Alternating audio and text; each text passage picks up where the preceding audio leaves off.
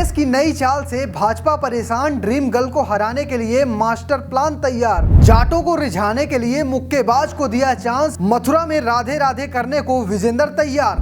20 साल बाद बदलेगी बात, 2024 में कांग्रेस को दलित, मुस्लिम और जाट वोट की दरकार। लोकसभा चुनाव 2024 का बिगुल बज चुका है। दूसरे चरण के लिए नामांकन शुरू हो गए हैं। दूसरे चरण में ही मथुरा सीट पर वोटिंग होनी है। भाजपा ने जीत की हैट्रिक लगाने के लिए हेमा मालिनी पर फिर से भरोसा जताया है। इस बार ये सीट कांग्रेस सपा गठबंधन में कांग्रेस के पास है और कांग्रेस ने ड्रीम गर्ल के ग्लैमर को टक्कर देने के लिए ओलंपिक में देश का तिरंगा ऊंचा करने वाले मुक्केबाज विजेंदर को मैदान में उतारने का फैसला किया है। कांग्रेस के इस दांव के पीछे एक जाति समीकरण नजर आ रहा है, जिसके दम पर कांग्रेस 2004 को दोहराना चाहती है।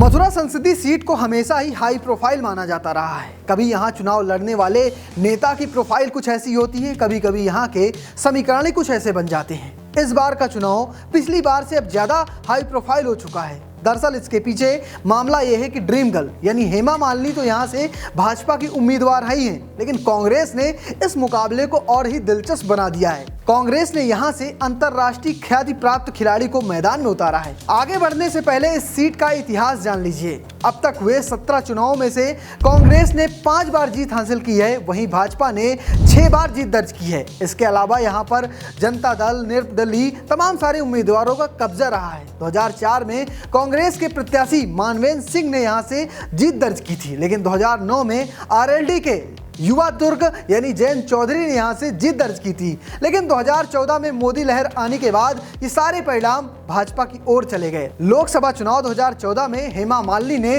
रालोद के राष्ट्रीय अध्यक्ष जयंत चौधरी को करीब 3 लाख वोटों से हराया था। वहीं 2019 चुनाव की बात करें तो रालोद के ही कुंवर नरेंद्र को यहां से रिकॉर्ड वोटों से हराया था, वो भी तब जब मथुरा को रालोद का गढ़ बताया जाता है। अगर बात कांग्रेस की करें तो 2004 में जब पार्टी जीती थी तब कांग्रेस को 1,87,000 वोट मिले थे और 2009 में पार्टी तीसरे स्थान पर आ गई थी। वोट घटकर 85,000 रह गए थे।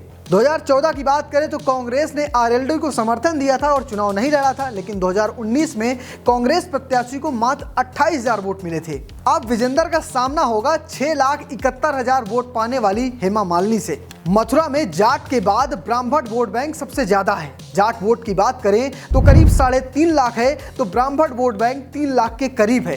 ठाकुर वोट बैंक की संख्या भी 3 लाख के करीब मानी जाती है। मुस्लिम और जाटो मतदाता करीब 1.5 लाख हैं। वैश्य मतदाता करीब 1 लाख हैं और यादव मतदाता 70,000 के करीब हैं। अन्य जातियों के करीब 1 लाख वोटर हैं। कांग्रेस को इसी जाति समीकरण में अपनी जीत नजर आ रही है। अगर यहां पर जाट, मुस्लिम और कुछ जाटो वोट कांग्रेस को मिल जाए तो कांग्रेस यहां पर जीत का परचम लहरा सकती है, लेकिन कांग्रेस की समस्या बसपा उम्मीदवार कमलाकांत बढ़ा सकते हैं। छावनी परिषद मथुरा से पूर्व पार्षद रहे कमलाकांत अधिवक्ता भी हैं। वर्ष 1999 में भाजपा के चौधरी तेजवीर सिंह लगातार तीसरी बार जब सांसद बने थे तब कमलाकांत यहां पर तीसरे नंबर पर रहे थे और इन्हें मिले थे 1,18,000 वोट। ऐसे में लोकल नेता होने के कारण इन्हें स्थानीय वोट मिल सकती है और इससे कांग्रेस को ही घाटा होगा, क्योंकि भाजपा वोट तो पहले से ही फिट मानी जा रही है। तो फिलहाल अब आपको क्या लगता है, क्या जाट, दलित और मुस्लिम वोट पाकर कांग्रेस यहां पर जीत का परचम लहराएगी या फिर भाजपा यहां पर